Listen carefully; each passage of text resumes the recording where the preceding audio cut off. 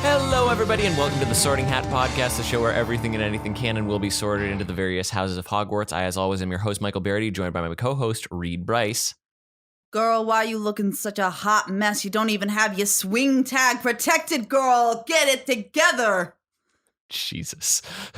I went full drag queen for that one. You really did. You really did. Basic conceit of the show, we have a guest on who is knowledgeable or a fan on a topic, and we sort various things into the houses of Hogwarts. Today, we are joined by Sara Brown, a comedian and giant nerd in the greater Los Angeles area. Sara, welcome to the program. Thank you so much for having me.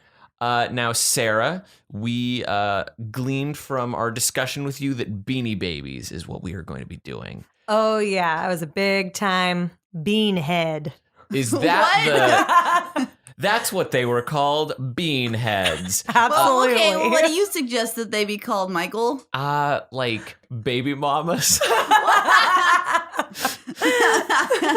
All right, that's Baby. erasing all of the hardworking beanie dads out there, but Look, man. Proud single beanie dad. Proud single beanie dads.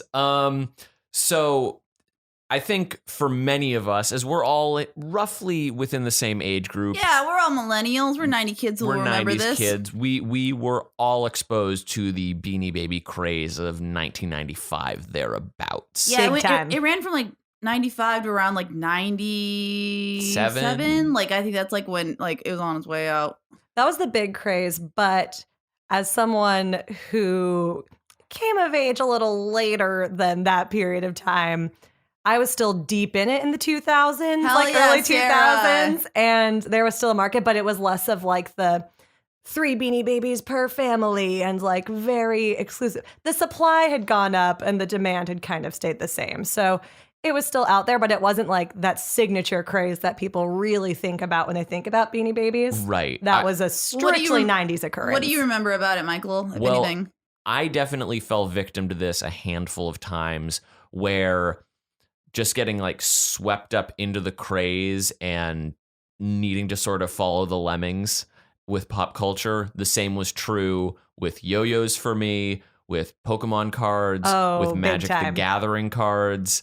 And Beanie Babies was just one of those things. I missed out on some of the other more, I'd argue, popular crazes, like when Razor scooters were a thing. I never had a Razor scooter. Oh, no. Nor did I really want one. Oh, embarrassing disclosure. I definitely begged my parents for a Razor scooter, got one for Christmas, rode it down our driveway for maybe a cool 10 minutes and never played with it again. So that's the that was suburban last ass year, childhood. right? Yep. So I can give you a little bit. I did a little bit of research because I was like, where the fuck did Beanie Babies even come from? It's actually a Chicago. It started locally in Chicago, baby. So you can get deep dish pizza, Cubby's game, and a fucking Beanie Baby for you. It's worth noting for those who wanted a visual component to their podcast, while Reed was talking about Chicago, baby. I definitely like cut my hand in my mouth like I was telling everybody in a large stadium. Yeah, they were standing on a bunch of newspapers and letting you know about their fine wares from Chicago, Yeah, baby. Chicago's finest Beanie Babies. For those wanting a visual component just there, Reed adjusted their glasses as though they were Groucho Marx. I was Like, wiggling my glasses, folks. You know what?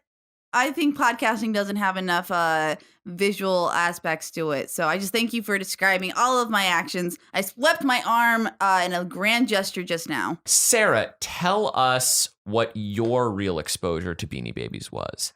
I was always a fan as a kid of like anything very collectible. Like I was big into Barbies, big into Pokemon cards also, big into Beanie Babies. And for whatever reason, I think it was because, again, around 97, I was only like 4. How embarrassing, a lady talking about her age on a podcast.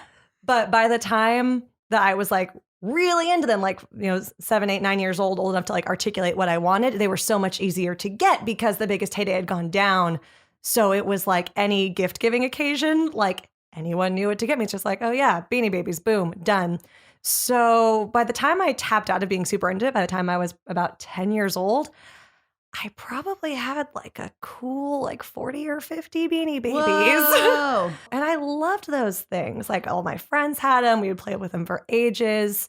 So yeah, big on those. Okay, full disclosure, around the time that the craze hit in my area, I was my family was how do you call it, poor, poverty, and so I don't think I got a few Beanie Babies from like my grandparents and stuff, but the first one I had and the only one I had for a while was I got one of those, when we'll get to them, one of those teeny babies. I didn't even have a real one. I had the chocolate, the mousse one, and that was my only Beanie Baby. And so, like, at school, everyone would be playing with theirs, and I just go, oh, no, I'm not, I don't like those. They're not cool. Because I was like, I didn't want to just, like, show off my one, like, shitty little tiny one that wasn't even real. Oh, no. Because kids will definitely eviscerate you. Oh, for not having the same amount of money as they do.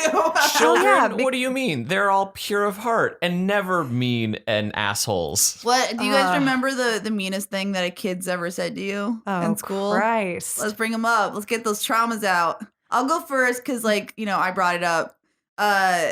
Probably the meanest thing they didn't know was, I think I was in 3rd or 4th grade, and this kid came up to me and was like, oh man, why do you have those shitty Pocahontas baby Velcro shoes? Because everybody else is, you know, started like to know that brands are important for, you know, 4th graders. Oh, I thought it was everybody started to lace up and you were the one kid. Well, they were lacing up.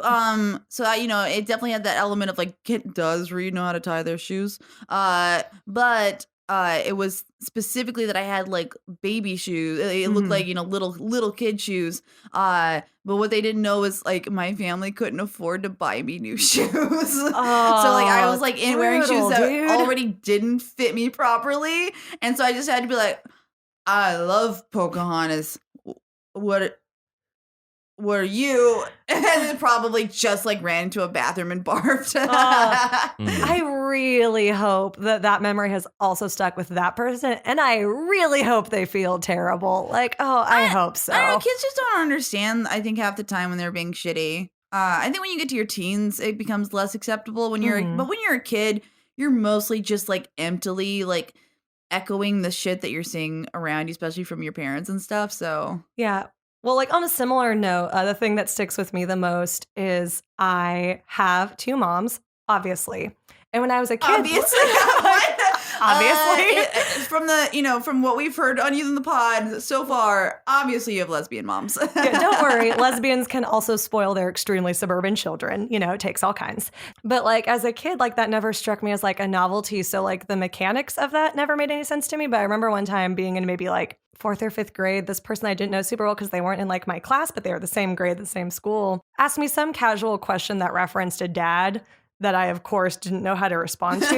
And they kept going like, wait, like, who's your dad? Like, what do you mean you don't have a dad? Like, who's your dad? Everyone has a dad. Like, and just kept asking me over and over again. And I just kept going, I don't know, until I started crying. It was like a police interrogation. They were hoping to like make you crack. And I don't blame that person because they're a kid and they're just like, okay, everyone has a mom and a dad. And so like to them, it made no sense that me saying like, oh, I don't know who or what or where my dad is, that like, they'd be like, that's like, of course you know. Why don't you know? Why aren't you telling me? So I don't blame them for giving me the fucking 5th degree. It's definitely whatever a kid's normal is the assumed normal for everybody. Honestly, though, like to a certain extent, aren't we still that way? Like if there's something like just really out of our wheelhouse that we don't see every day, like I know, like if like the gas pumps are a little bit different than I'm used to, I'm like, oh fuck, I need to look up how to do this. You know, human beings just like love patterns, and anything that breaks our patterns breaks our brains. Absolutely. Right. I don't necessarily have a specific incident that immediately comes to mind. Like when you listed off being in elementary school, like my elementary school experience was fairly good. It was junior high. It was junior high though that I was like, oh, people can suck. Oh, like, wow. See, I would argue because junior high is when people start being mean on purpose. Elementary school, kids might not know how shitty they're being. Junior high, people know they're being shitty on purpose. Yeah, I didn't make that stipulation though. Do you have an example of someone being like shitty? It wasn't a specific instance. It was, I just remember being in English class in 6th grade in Mrs. Grimes' class. Oh, calling you out, Grimy. Just like, what a name for a teacher. She was straight out of like a Roald Dahl book, and that she was like kind of sinewy and like very tall, and she always would lick her lips. Ooh. It was like a signature thing. It's one of Mr. Barryte. it's one of the only things that sticks out to me. And it wasn't her, but it was the way that we were positioned was like it was tables of 4 like facing in, and we were always in groups. I hated that. I And hated it. I remember a girl, Jessie and Mick, and they were just assholes. Like it wasn't any specific thing. It was like the fact that I liked reading. They were like, that's dumb. Wait, I mean, no. Reading nobody... in an English class, mind They you. were like, why do you have a book, nerd? Basically, like the two of them went on to be like the popular kids. Of course they did. It's like, it seems to be like whoever can be the most like performatively shitty, but as long as you're still like reasonably attractive, that's how you like rise to the top of the teen like social strata. Mm-hmm. I hated those like 4 desks where you have to look at each other. I can't make eye contact with y'all now. When I was a child, forget about it.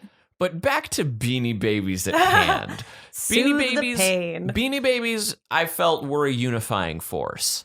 Well, not to get too real, but I think one of the reasons that I loved things like Beanie Babies or Barbies are that they are things you can project emotions onto because they have little faces. And so I think there's a lot of built-in like social dynamics around things that are shaped like animals or humans. And I feel like that's a great way for kids to have a lot of like pretend social like experiences or like practice like relationship dynamics. So I think that's why as a kid I was so attached to Beanie Babies and Barbies, is because you can make them say whatever you want. You can make them be your friends. Oh. That's the saddest sentence I've ever said out loud. On that note, and while I don't think it's sad, it is worth noting our podcast does have a history to tend to shy away from characters when we are sorting. However, I will encourage us all while we are sorting these Beanie Babies to take into appearance beyond just what is described in their poems, and also any historical significance around the Beanie Baby craze with it. Okay. So with that in mind, Sarah, you probably have a favorite Beanie Baby, he said, teeing you up. What's that Beanie Baby? And we should probably start there for sorting. So my favorite Beanie Baby was the first Beanie Baby that I had, Ziggy the Zebra. Mm-hmm. He looks like you would imagine a zebra to look, black and white stripes, and he had a mane that was like a yarn kind of texture. Mm-hmm. It was the first Beanie Baby I had, and I would not let anyone else play with him for that reason. I was like, no, this one's mine. Oh, should we, if we have them, should we try to read the poems? Absolutely. For that were in the swing tags. Swing tags are the little heart-shaped tags that were on every Beanie Baby, and you were supposed to keep them on. Oh, I was about to say, you referenced this in the intro. I absolutely did have the plastic tags that went over the swing tags Hell to yes. keep them safe and in mint condition, because I think another reason I convinced my parents, the same line that I gave them with Pokemon cards, but moms, they're an investment. These Hell are going to yeah. be worth money one day. Like, you say that, but so did so many grown adults in 1995. That's the crazy thing is I definitely know that a lot of us got on that train with the argument of investment, but at that point, like, there were so many memories attached to the Beanie Babies, there was no way in hell that we were going to part with it. With Pokemon cards, you were like, oh, I have doubles of this, Sure. Kadabra. I can part with this. But in the case of the Beanie Babies, you're like, no, I have one. Yeah. This is a teeny animal and it's my friend. Mm-hmm. So it's funny because every now and then on like Facebook, you see those BuzzFeed things or like, oh, these Beanie Babies, if you have them, are worth thousands of dollars. Here's the thing. In theory, my Princess Di Beanie Baby might be worth, however many dollars. But who in 2017 is about to hand you $400 for a Beanie Baby? You know who I think will do it? And I can like give you a clip from this. When I was a child, I couldn't afford to actually buy the Beanie Babies themselves. But my mom found this like at maybe a garage sale or something. It was a Beanie Baby promotional video that was probably produced by Ty to like hype them up. And it was like a documentary in quotation marks about the Beanie Baby craze. They went and talked to the biggest collectors and talked to these like obviously just suburban moms talking about how they were going to send their kids to college on Beanie Babies. Guess who hosted it? A child actor, Samm Levine, You've probably known him from like Freaks and Geeks, and he is the most adorable. If you want, Michael, go ahead and just throw to a quick soundbite of that. A rule of thumb that many beanie collectors use is to buy 3 beanies. 1 to sell, 1 to trade, and 1 to add to your collection. Or to play with if you're not a collector. My little heart can't take it. How has this treasure Samm remained Levine, if you're buried? listening, I am still in love with you. Is the proposal out? Is that what we're He saying? is my type so hard. Okay. I love you, Samm Levine. Oh, You two could talk obscure movies forever. probably. Sam, come to me, baby. So back to Ziggy the Oh, yeah. Zebra. Ziggy the Zebra. Do you want me to read the poem, you guys? Yes. Yes, please. All right. Ziggy likes soccer. He's a referee. The way he watches the games for free. The other beanies don't think it's fair, but Ziggy the Zebra doesn't care. Oh my God. I do not remember. Dude, you like the bad boy of the Beanie Yeah. Baby world. I guess But because he's also a ref, but he's doing that as a scam? That's like his grift? he doesn't have any passion for the rules or sportsmanship. He's just out there hustling, trying to watch some free soccer games to the avid displeasure of the other Yeah, Beanie the other Babies. Beanie Babies are like, why does he get to watch the... Wait, no, actually, this is on the other Beanie Babies. The Beanie Babies in the stands are watching Ziggy and going, why does he get to watch the game for free? He's part of the sport. He's working. It's a job. He's see, busy. You could read that third line as the other Beanie Babies don't think it's fair. He's the referee, so he could be just manipulating how the outcome of the game shit, goes. this is a lot Oh, deeper than so we thought. He might be corrupt. It might be some inside soccer action. I hope there's a detective Beanie Baby that like talks about this case. Oh, I really hope so. Oh God. Okay. So just on there are a few components to unpack here. Yeah, For okay. starters, like on the level of, oh hey, from a physical standpoint, they were like, hey, this thing has stripes. What are we going to make it? Oh, it's a referee. That's a fucking Hufflepuff call. Hell Yes. yeah. That said, everything about this personality initially made me think, like the first 2 lines, I was like, oh, that's a Gryffindor. Like, he likes soccer. He's becoming a referee. He's Right. doing it for the love But of the game. The third line The third line was is the a turn. turn. Yeah. That's the heel Oh, turn. absolutely. And then he becomes a Slytherin. Oh, hands Yeah. down. Because I went through that same trajectory because my first thought was, I'm a Hufflepuff. So, of course, my favorite is also a Hufflepuff. So, for no reason besides projection.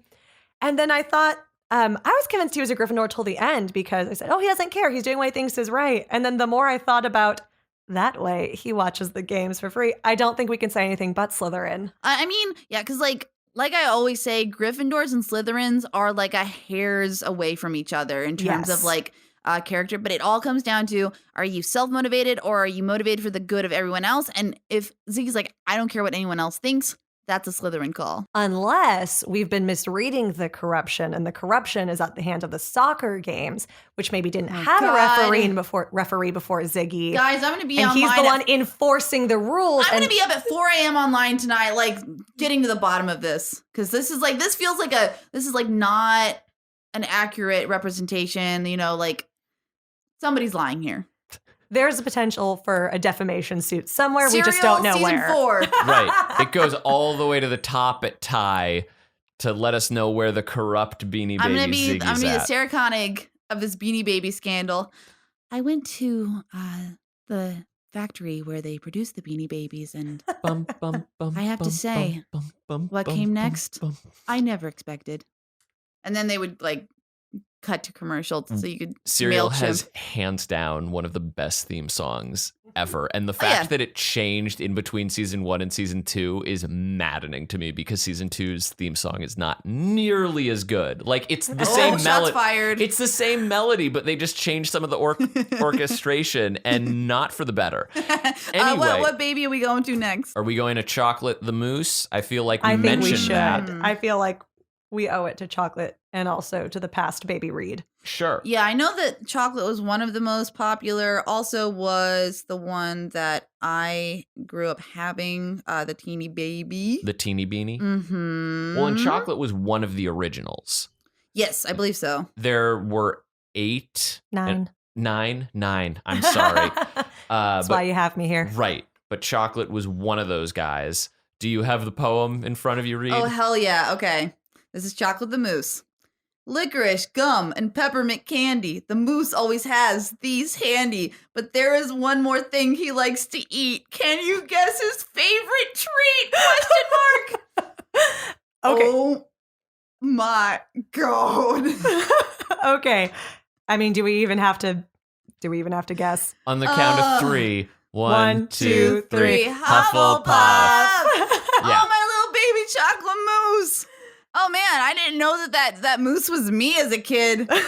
No wonder I loved him so much. I think arguably the most Hufflepuff part about that is the extremely good pun at the end, or like that supreme dad joke of, Oh, yeah, can definitely. you guess his favorite treat? Maybe even more so than the snacks in question. It's the lame joke that makes this I'll tell moose a you though, Hufflepuff. fellas, if you give a moose candy in real life, it's just gonna puke on you. But also this moose might be my soulmate, you guys. Because like, do y'all know what my favorite food is? Is it licorice gum or peppermint candy? Oh god, it was just like that. My favorite food's ice cream. Mhm. Aww. Yeah, I love an ice cream, and people will tell me that it's really weird and be like, that's not food. But I'm here to say today that ice cream is food. If it's not food, what is it? I think people just, when you say like what your favorite food is, they want it to be a proper meal or like a Oh. proper food. That's unnecessarily restrictive. Yeah. Who out here is like, oh, I really love like a balanced meal of brown rice and steamed veggies and a lean protein? Like a lot of- Absolutely not. No, there's so many assholes who'll say that, and then they go home, they eat an entire like carton of fried chicken. Yeah. But yeah, Don't be friends with those people. I'm gonna be friends with Chocolate the Moose. I love you, baby. All right, who is next? I'm going to suggest Derby the horse. Derby the horse. Yes. Derby the horse. Because he was also an original one, right? Was he? Or an I early don't one. think so. I think he was early because I think he had that kind of just early beanie look. Just to give us, I just brought up the 9 original Beanie Babies that launched in 1993 were Legs the Frog, Squealer the Pig, Spot the Dog, Flash the Dolphin, Splash the Whale, Chocolate the Moose, Patty the Platypus, Brownie the Bear, later renamed Cubby, and Pincher's the Lobster. Oh, okay. So those are our original 9. You know what? I don't know those. I don't know the original 13 colonies. Don't depend on me for any information. All right, so Derby the horse. Shall I read the poem? Okay, Derby. All the other horses used to tattle because Derby never wore his saddle. He left the stables and the horses too, just so Derby can be with you.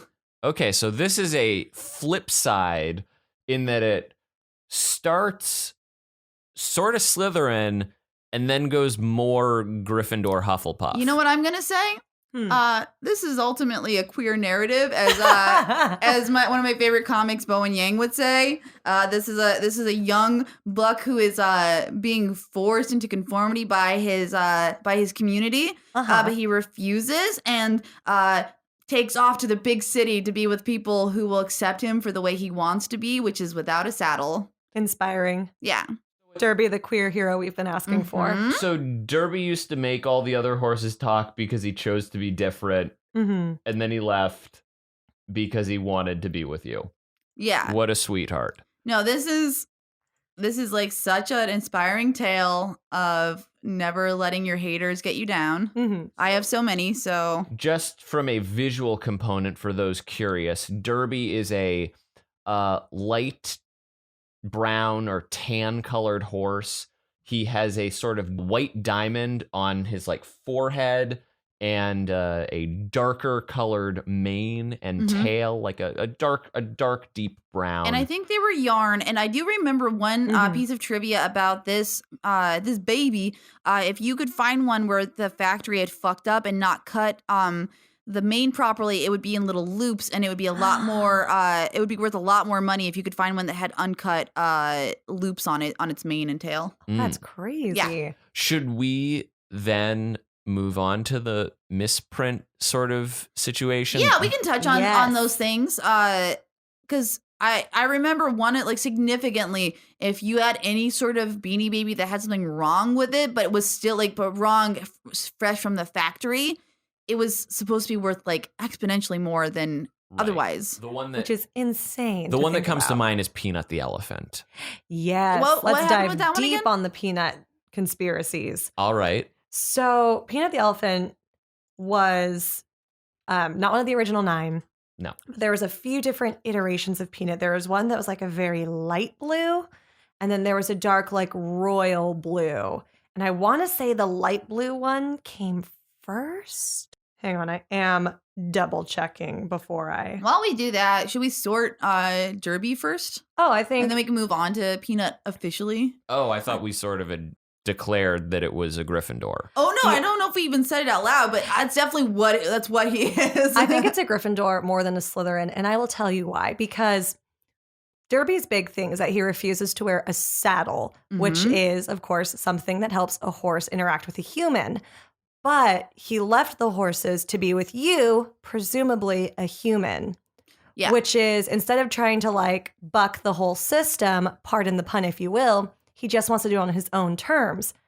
Actually, maybe that makes him more of a Slytherin. Honestly, if the narrative was reversed and Derby didn't want to be around humans and only preferred the company of other horses, I would find him to be a Slytherin.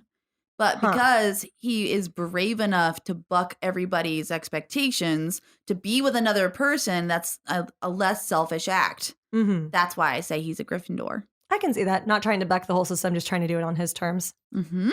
So Equus in your book is a Gryffindor. Oh, yeah. Don't they have sex Ooh. in that play? I've not Or seen Humans, it. humans do. He does not have sex with a horse. Oh, if I that thought he was in love with the horse, though. He like he treats the horse. He like worships the horse like a god, Oh. obsessively, and he does ride the horse naked. This is a play, by the way. We're all nerds. oh yeah, this big, is a play. big nerds, yeah, he does ride the horse naked, but that's about. And wasn't Daniel Radcliffe, the guy who played Harry Potter, in this production? Yes, Yes, he there's was. and the guy that played Vernon Dursley, his uncle, played the therapist in the same Broadway run of Equus. Oh, that must have been like a weird, like, hey, nice to see You you around the again. office again. I'm This sure that time was you're some of naked. the allure. Okay, so back to Peanut.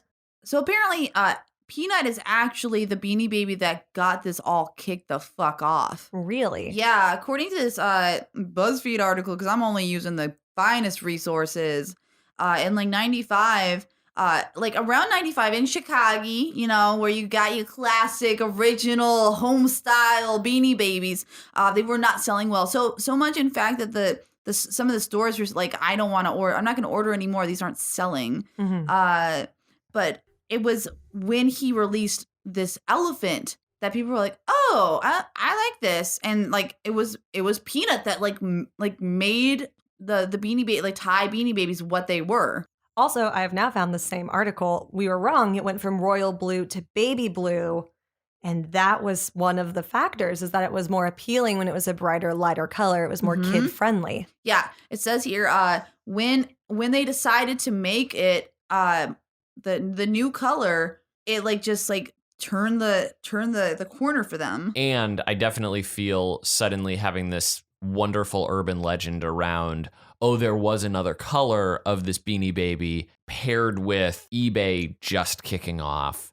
That was probably, at least I've always seen it, that Beanie Babies would not have been nearly as successful were there not such a burgeoning new community in eBay. Because Yeah. like, I at least remember using eBay not wildly commonly, but more so in the early 90s, late 90s, early 2000s for actually doing the thing that eBay is known for, which is bidding. Mhm. And now I'll sometimes just go to eBay because you can just like order something directly. Right. Yeah, you can buy it immediately. I don't know very many people who are still bidding on things on eBay personally. I don't either, because like there are websites that just sell things so cheaply now that it doesn't make sense to like have that competitive aspect to it. So unless you're like a hardcore collector of things, I think that's the niche for people now for eBay. It's like people who are looking for something so obscure that Amazon's just never going to have it. That's exactly what I was going to bring up, which is that every now and then I have stuff that I bid on eBay, and it's stuff like Beanie Babies. Well, not Beanie Babies literally, but you know, it's things that are collectible or things that there's only one of.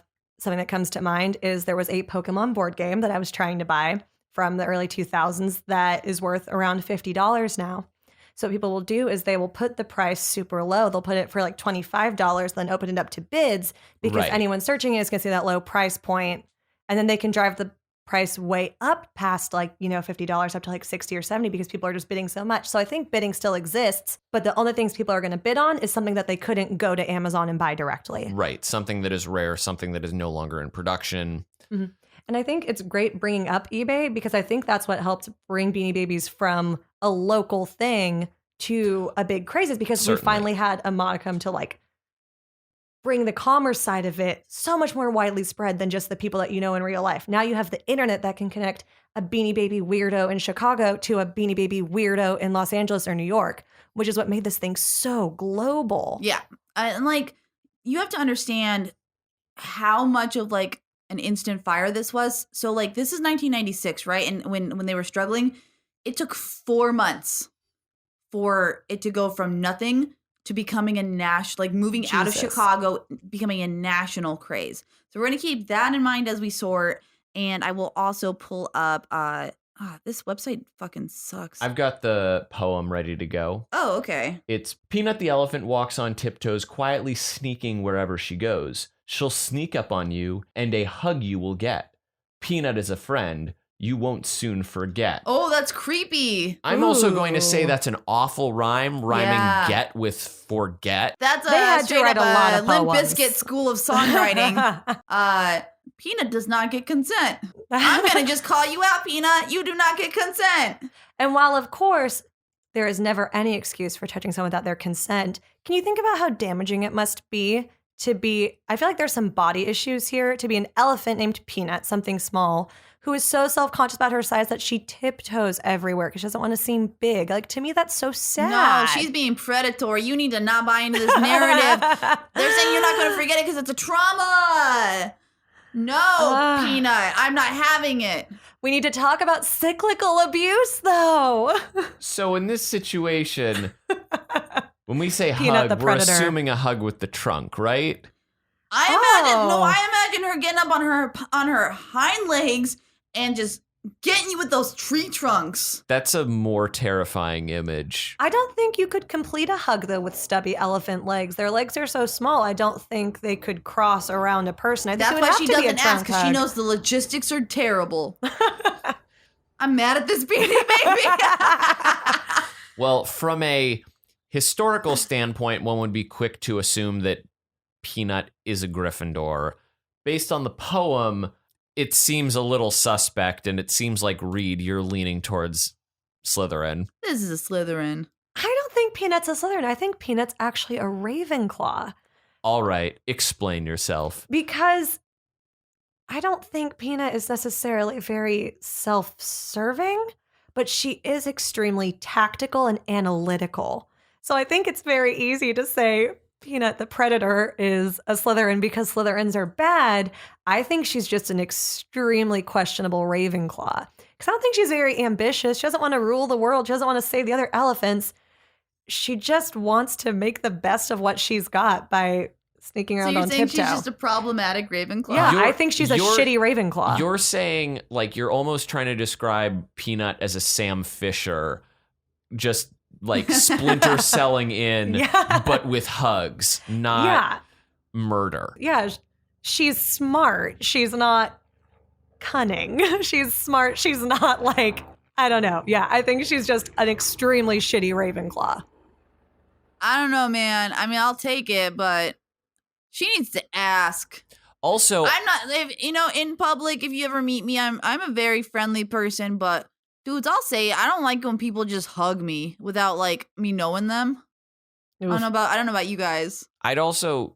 I'm shifting away from hug situations back to the Ravenclaw possibility from a eBay standpoint, like eBay does have a Ravenclaw quality to it. Oh yeah. Oh, absolutely. Yeah, I mean, just the fact that it's like, it's all numbers, and the fact that this was the thing that sort of sparked it was this competitive edge. It's some nerd shit too. It's early internet, so yeah, okay, I'll buy this. Okay. Problematic Ravenclaw, got it. All right. Can we talk about the Princess Diana bear? Yes, princess. First of all, Where were you when when you found out Princess Diana died? 4 years old.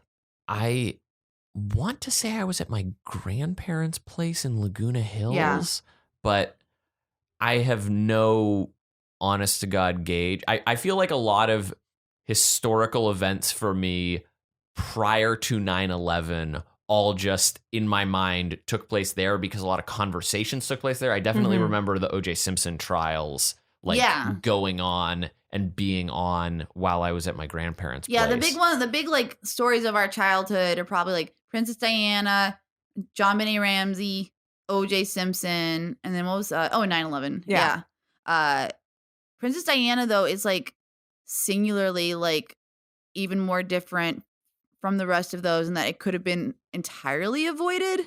You know, it's just like finding out like, oh yeah, no, celebrities, it's gotten to the point where like their safety or privacy is not respected at all.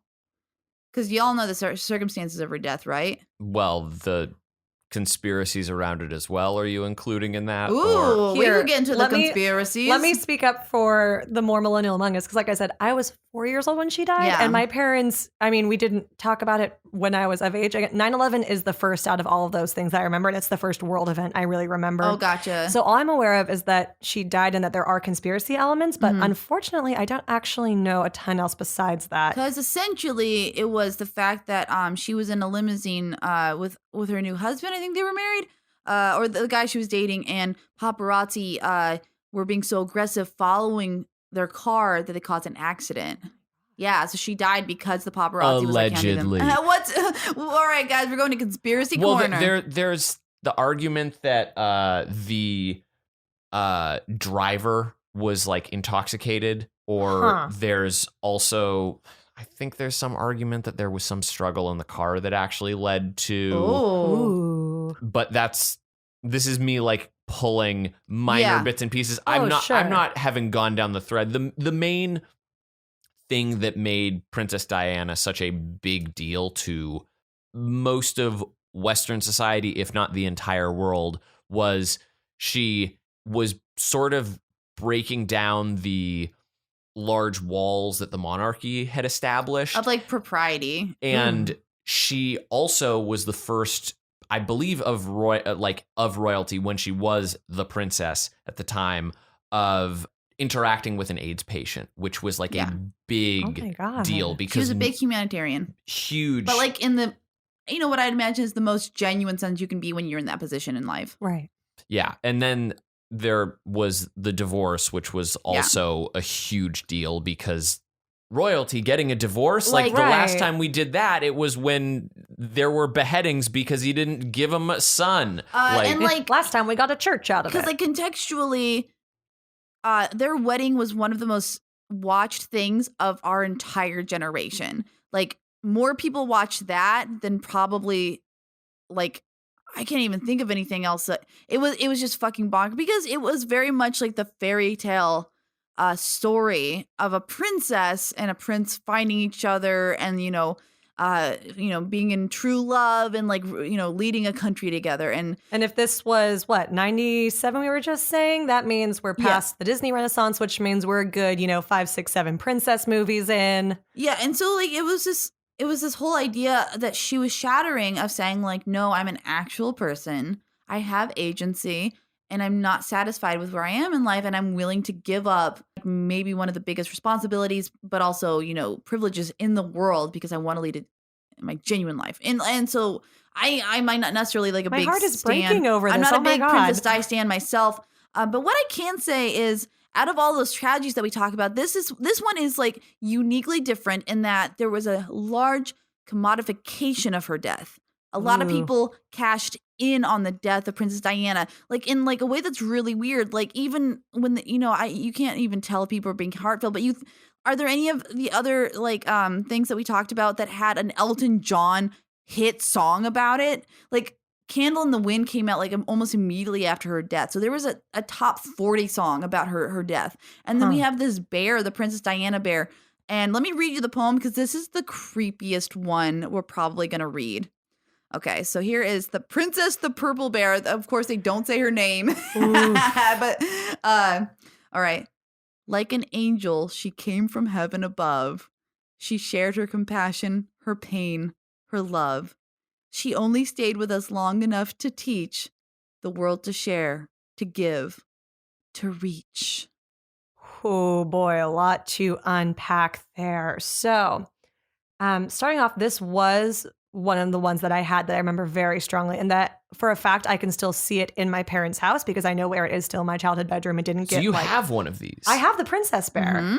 Yeah, and she's got the little plastic tag, so she is in mint condition. Oh, Go yeah, into you can cash in on that eBay to find out its price. Let's find out. About to sponsor this whole podcast, but Honestly, you should be concerned because I'm going to posit that this commodification of her death is so gross that I think Princess Diana's ghost haunts all of these bears. Oh, like I a should little call my tiny part of her. parents. Yeah, I feel like the spirit, the haunted spirit of Princess Diana lives in each of these bears and judges all of you every time. Like if you look into the little bear's eyes, that's Princess Di asking why you thought it was important to buy a bear in her image for like $500. Is it in poor taste on a Harry Potter podcast to posit that these bears are maybe Horcruxes? What are those again? Horcruxes are, spoiler alert if it's 2017 and you still haven't finished the Harry Potter book series. Guilty. Horcruxes are physical objects that you can put a piece of your soul into to prevent yourself from dying. So famously, Voldemort had 7 Horcruxes, which is why he was so hard to kill over the book series. But And that's how he stayed around after he presumably died after attacking Harry Potter in the very start of all of this. yeah, the reason that a killing curse remanded on him didn't actually kill him is because only part of his soul was in his body and he could Y'all, stay. this is not a Harry Potter podcast. Get the fuck off this subject. All right. So in looking at eBay, there's a wide spread of what the price asks are. Uh-huh. I see the top hit being $21.95. So a very reasonable What's the ask. highest That's price not that somebody's bad. asking? Directly below it is the asking price of $80,000. Oh my God. So my option. And directly below that, it's $12.25, $21.95, $46.27, $225, $30. Then we jump back up to $50,000, $25,000, $45,000. What's the Okay, listing name so- of the guy who asked for $80,000? I'm about to call you out. I'm going to check that. And it's listed as pre-owned. Oh. And it's also in a box, like the image is in like a chained up box. Oh. So we know for sure that bear is cursed like that doll Annabelle. This is definitely a haunted Oh, God. item. Bitch, you know that person was like, you know what? I need the money. I'm gonna have to unload. so I'm gonna have my to unload option- Princess Diana. My options for cashing in my Princess Di Bear range from a meal at Chipotle to my student loans, Right. depending on the fickle spirits of eBay buyers. Right. It's also worth noting that this particular seller is also trying to sell a custom 1.25 carat ring and an Apple iPhone 6 64 gigabyte silver AT&T smartphone. How much are they asking for it? For the smartphone, Yeah. for that, $325. Dude, you don't know how to resell things. Okay. This is the bitch at the garage sale who has a dress and they're asking for full retail price, like $80 for the dress. Wait, you Girl, guys? eBay is the yard sale of the internet. Price your shit accordingly. This is like the eBay equivalent of the Hemingway's saddest story that's only 6 words. I cannot think of a sadder life story than an eBay listing of an $80,000 bear, a diamond ring, and a phone. Like, I am really upset about That this is a man person's going through a life. divorce. There's a narrative here that is unfortunate. Yeah, the ring is the ring that he got back from his wife, Right. and then the Princess Diana bear and the phone are the things like the phone was on his plan and now he's selling it, and the Princess Diana bear was all she loved. Yo, I we feel just like, yeah, she said it's either me or the bear. And, And the bear and then out one. of spite, he's like, you know what? I'm gonna just sell it. Yo, just for the record, I think we stumbled upon another podcast show premise. It's just called eBay Stories. Ooh, and where we try it's- to like speculate a narrative based on like what we Right. see in the listing. We're definitely doing a spinoff pilot of that. Patreon exclusive eBay podcast. Like, I hope that we just keep making more and more bonkers and like, why would anyone listen to this type podcast based off of each show that we do? Based on the analytics, that question of who would watch this, somewhat valid. Please share us with your friends. Yeah. Like and subscribe. Wait, that's YouTube. Leave your Princess Di conspiracy theories in the comments. Oh, for real though. Anything creepy or Princess Diana related, you can always come to me. Guys, we're doing a lot of off the hip shooting and very little sorting. Let's sort this bear and move on. Oh, this. Okay, I feel like there's a very important distinction between the sorting of Princess herself and the sorting of We're not sorting the princess. We Right, are sorting the bear. The It bear. is also worth noting the bear is a deep purple, but it's kind of that blue purple that under certain light you're like, is that blue? Is that purple? Right. It has a ribbon around its neck tied into a neat little bow, and it is a white rose. Over it's like where the human heart would be. I think. As like and it's like way too large. If you were to scale up this onto like a human, it would be basically the entirety of your torso. Right. Is a white rose. Okay, so based on like, if we're just going like straight off what we know about the bear, I'm gonna say Gryffindor. Yeah. Yeah, like very much like a martyr, like sort of hero, selfless. Like you can't get more like cut and dry. Because like if you're talking about like contextually, like the larger sense of like why this bear was made, that's a Slytherin. But the bear itself, I'd say Gryffindor. I'm going to go for Hufflepuff because the bravery isn't motivated by necessarily a desire for glory or a desire for like righting moral wrongs. It's the compassion angle. She came down to show us to love. And to me, that's an extremely Hufflepuff thing, which is that she's not very concerned about glory. It's all about that human connection. I think the Princess Bear is certainly a Hufflepuff. It is an interesting thing because the bear is supposed to be a reflection of Princess Diana. Sure. So in capturing those attributes, I think the argument is a valid one. You know what? Yeah, you convinced me. Princess Diana Bear, you're a Hufflepuff. Yeah. All right. What are we moving on to now? Should we do another one of the classic 9? Maybe go on to the platypus? Sure. Yes.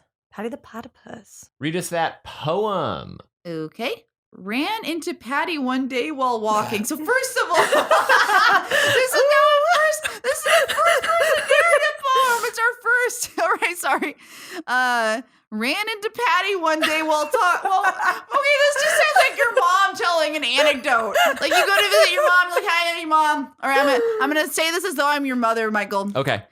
Ran into Patty one day while walking. Believe me, All right, she would not stop talking. I'm gonna need to stop you there. I don't know your mother that well. That's not how she talks. I'm just doing a generic mother voice. Okay.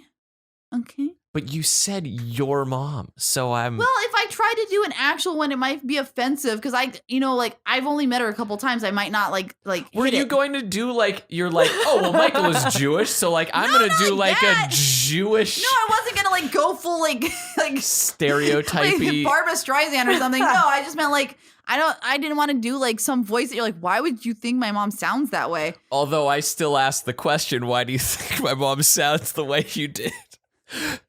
That said, that's here, Reed. I'll give you. I was probably doing more of like my grandma. I was doing like my grandma without the Texas like lilt. as a fun side note, just still on the topic of my mother. When she does have a tendency to talk, she tends to like kind of whisper things. Oh, really? Yeah, and it's so interesting because it quiets everybody in, and she'll do that. She was a middle school teacher, now she's a high school teacher, and she'll sometimes do that in class, and it like brings everybody in. It's really impressive. I have found like sometimes when you do less and you have more control, that makes people like unsettled. Like I heard like a good thing, like if you're ever being confronted like by somebody who's like being aggressive with you on the street, it's better to be like to seem like strangely calm. Yeah. If they're Freak big, out. you go small. It's just like if somebody is angry, if you meet it with happiness, it like short circuits their brain. Yeah. There was a Hey Arnold episode about this entire concept. Oh wow, I love that show.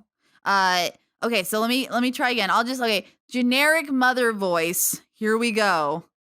ran into Patty one day while walking, because I'm getting into that again, trying to lose those pounds. Believe me, she would not stop talking, listened and listened to her speak. That would explain her extra large beak. Oh my shit, God. Patty just got red to filth. Dragged. Ooh! Oh, extra large beak. Body shaming. Damn. Okay. Whoever wrote this is a Slytherin. I was about to say, we need to sort the mysterious first-person narrator of these poems. Who is assuredly is this a like Slytherin. Ty Warner? Should we assume this is Ty Warner writing all of these? Sure.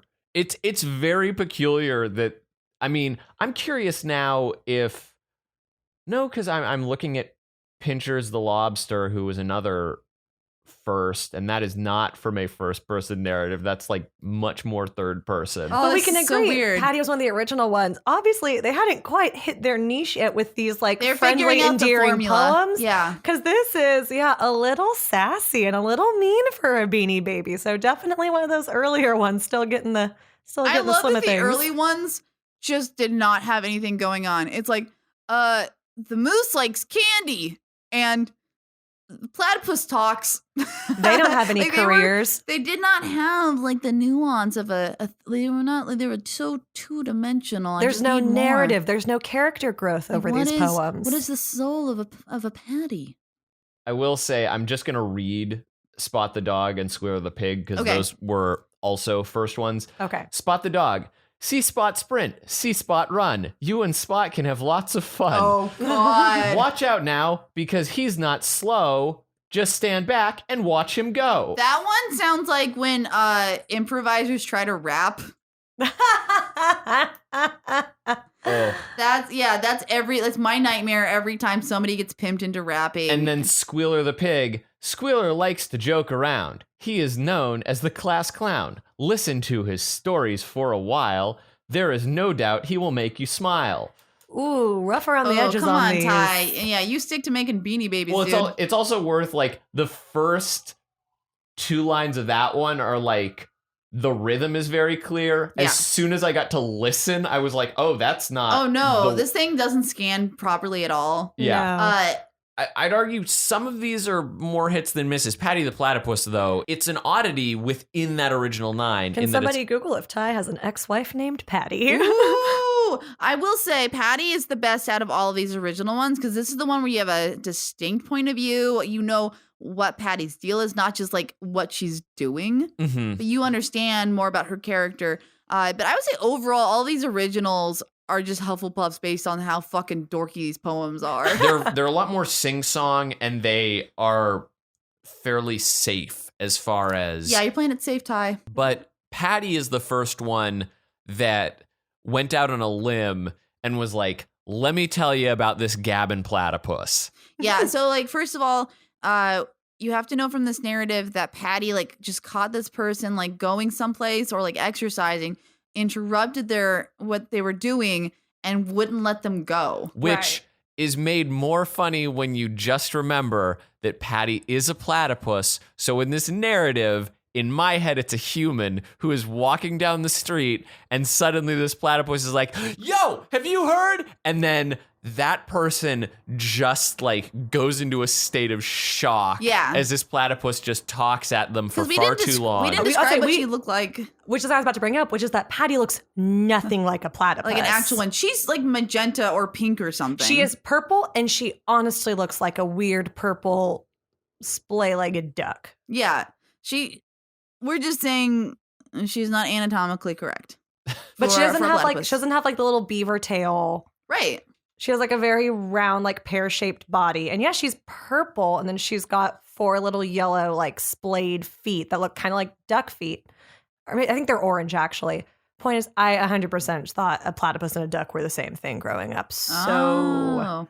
let me down on the education front on that one. Yeah, that's not necessarily So based true. off of her personality and the fact that she's so different from like what an actual platypus looks like, what are we thinking about this one? For this one, I am feeling like I'm going to have to work backwards of like, what is Patty not? because since we have to work from somebody else's perspective, well, she's not a Ravenclaw because a Ravenclaw would never waste someone's time like that. I don't think. Yeah, well, she can't unless pick up. they're getting into like a data-driven statement of like, let me explain to you, which based on what we have, there's nothing to assume that it's. Let me come to you with stats and figures. No, I don't think that. I think if Patty were a Ravenclaw, she would be like, "Let's get together. I need to tell you these things." Mm-hmm. She wouldn't just stop somebody on their leisurely walk and go, "Okay, let me unload this information."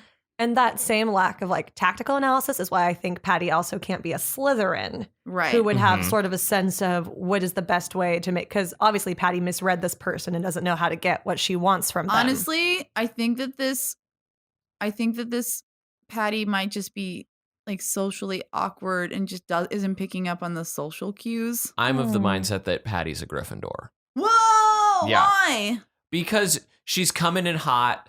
She's not necessarily thinking of the exact repercussions on things, but is not acting in any way out of malice, which I don't think like any of these houses necessarily are doing, but she's just happy to see you, but also not realizing like she's not got the doofy innocence necessarily of a Hufflepuff, Right. I think. And so I feel like it's the best friend who is like, I'm so excited I have to tell you a story, and you're like, I gotta go, but also Yeah, she reminds me of the person at the party who doesn't realize you don't want to talk to them anymore. Mm-hmm. Yeah. The person who's like telling you like the most mind-numbing anecdotes about like their Magic the Gathering game. Because I feel like Hufflepuffs are much more intuitive in that Right. regard. So they'd be like, some of us. and you're not interested, I'll see myself out. Like their own self-consciousness. Okay, will- yeah. I Or can that kinda like see the that. enthusiasm would be directed outwards because Patty is the one doing all the talking. I can see a Hufflepuff maybe engaging someone in a conversation for too long. Like, wait, tell me about you. Tell me about yourself. But I think Right. this like steam train moving forward of only doing the talking makes Patty a very strong Gryffindor. Yeah, I'm just gonna say, like, as we move on, I don't like the way that she was body shamed, though, and I'm hoping that we don't see any more of that. Sure. I got one actually. Reveal. What? Yes. He literally just pulled it out of a secret compartment, and it is what is that one again? Snort. This is Snort, also known as Tabasco initially. I do know a teeny bit about the backstory on that, but if you want to give a description of Snort Okay, first. so Snort is a red bull. This is one of A Red Bull. Yes, he's got white accents on his legs and nose and horns and ears. Other than that, he's all red. To read his tag, Snort. His date of birth is May 15th, 1995. Oh my god! Yeah, I they forgot come had with the a date of birth birth. dates. I'm going to do a separate podcast, which is Beanie Baby astrology. So we'll get to that later. Hell yeah! Right? We're just coming up with a lot of podcast show ideas on this one. Although Snort is not so tall, he loves to play basketball. He is a star player in his dream. Can you guess his favorite team? Chicago, baby! Oh, shit, it goes all the way down. This is deeper than I thought it was. Yeah. So, Damn, if you're from Chicago, you have to love, because people from Chicago, like the shit from Chicago, they love it so intensely. Also in 95, that was the time to That love was the the Chicago team. Bulls. That was everybody's Yeah. favorite team. Like, you love the Bulls or the Suns. Yeah. So you had some history on us. yeah, so Snort, the bull, is actually the second iteration of Tabasco, the bull. The bull used to be red all the way through. He didn't have he had the same white accents on his snout and on his ears, but his feet were red too, and he was called Tabasco the bull. But after a few years of production, or maybe not even a few years, but they were concerned about copyright infringement. So they rebranded him Snort and then put the little white markings on his feet to distinguish him from Tabasco. So I think that's another one of the more rare, more valuable Beanie Babies is if you could find an all red Tabasco bull because those were stopped production. Yeah, I'm of the mindset that this guy might be a Gryffindor, but it could also be a Slytherin argument. I would say I think he's a Gryffindor because he's He's the little bull that could. Absolutely. Yeah. I'm seeing it from like we're pandering really hard to the Chicago base a little bit. Yeah. That's true. That could make him a Slytherin. So it's not necessarily Snort himself, but Right. the concept of Snort. I mean, Yeah. I guess so, yeah. But I would say if we're just going straight off on who Snort is himself and not using him, Sure. I'm going to say this is a little Gryffindor bull. Yeah, I'm going to go same. Spiritually, Gryffindor. Conceptually, Slytherin. Oh, should we do the Garcia bear? What's the deal with the Garcia bear? So there is a Beanie Baby bear that I remember it being tie-dye. I think it had a peace symbol like the Princess Diana bear. So there was a peace symbol over the heart. And it was a Beanie Baby bear for Jerry Garcia from the Grateful Dead. Probably like a very easy tie-in because the Grateful Dead, one of their mascots is a bear that looks a lot like the bears. Yeah. Oh. I will say, out of all of the beanies that exist now, if I was to say like, oh, that's the one that I'd want, it's this Garcia bear. Mhm. Mhm. And here is the poem that goes with it. The beanies used to follow him around because Garcia traveled from town to town. He's pretty popular, as you can see. Some say he's legendary. Huh. And again, if you don't know anything about the Grateful Dead, they are like one of the musical groups that are like famous for having a following that literally follows them. Like people who will like follow their entire tour, go to Yeah. all of the shows. They're called Deadheads. Deadheads. Yeah. Deadheads, yep. Yeah. And like it's just kind of like a culture that doesn't really exist anymore. I think because the internet makes it so much easier to like just Right. you can just like see a YouTube clip the next day of a concert if you want to, because Mhm. everyone Right. nobody goes to a concert and actually watches it now. They record it so other people can watch it from a Right. shitty telephone video. But yeah, this is like harkening back to a time that doesn't even exist anymore. This is a very nostalgic bear. I also like that it has no mention of music. That it's He very doesn't specific. say what he's doing. It just says he travels from town to town. That's right. Because they're just referencing that whole deadhead culture, which is apparently so evocative that they don't need to mention music at all. This is like the inside joke equivalent. It's a stuffed animal. It's an inside joke of and also I love that like Beanie Babies are for small children, and then like here's the hippie weed culture bear. It's the way that they were able to like make the parent feel like they were passing something on to their kid, and they're like, oh, but later I'm going to explain this to you. I wish that there were other bears that were like not age appropriate. Like I wish there was like an Alice Cooper bear or like What would the Alice Cooper bear look like?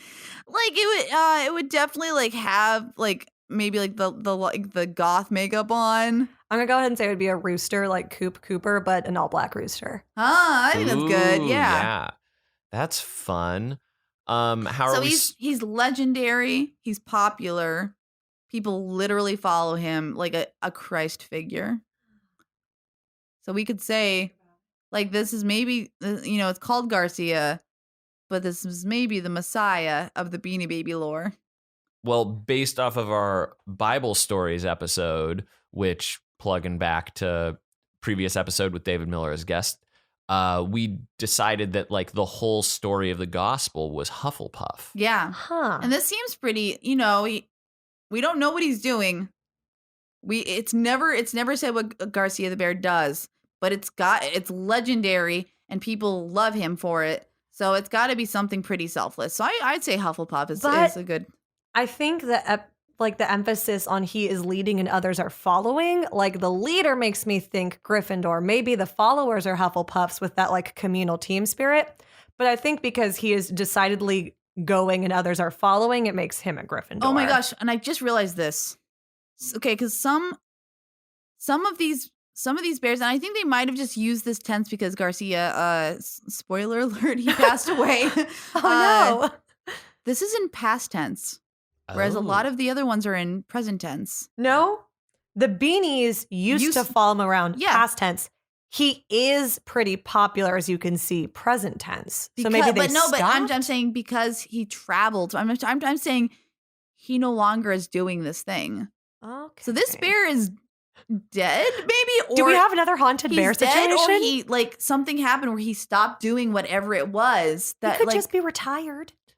Now, know. what a weird theory it would he's be legendary. if Legends don't retire. if Garcia the bear died and became Spooky the ghost. Just to read Spooky the Ghost's one, because I Yeah, literally do saw that it. and was like, I've never seen. I don't know what Spooky the Ghost looks like. Yeah, I so want- it's oh. ghosts can be a scary sight, but don't let spooky bring you any fright. Okay, already, just like the meter's done. Come on. Because when you're alone, you will see the best friend that spooky can be. Okay, you got it back, but Did they didn't even do a second draft on that poem. No. That was like somebody had a deadline of 12 o'clock and it was 11:50 and they were like, oh, I have to do spooky. Got and it they in just like one. emailed it in and they were like, dude, we don't have time to fix this. I Okay. have seen spooky. I also just, I think I remember Spooky. I didn't Does have he just Spooky. look like your standard ghost? It's very Casper-esque. Oh, and but he's got the orange accent. Yeah, Okay. he has an orange scarf or like ribbon around the neck, but other than that, he has like the wispy little like nightcappy top headpiece that a ghost has. Okay, question for the room. Is Spooky a dead bear or a dead human, and which is worse? Well, we've not seen a human Beanie Baby.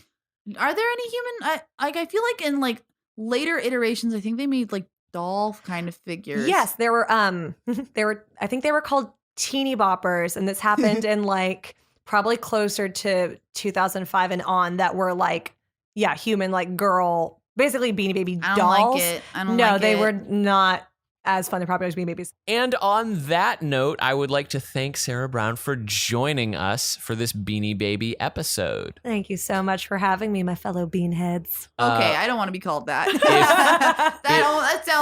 That sounds questionable.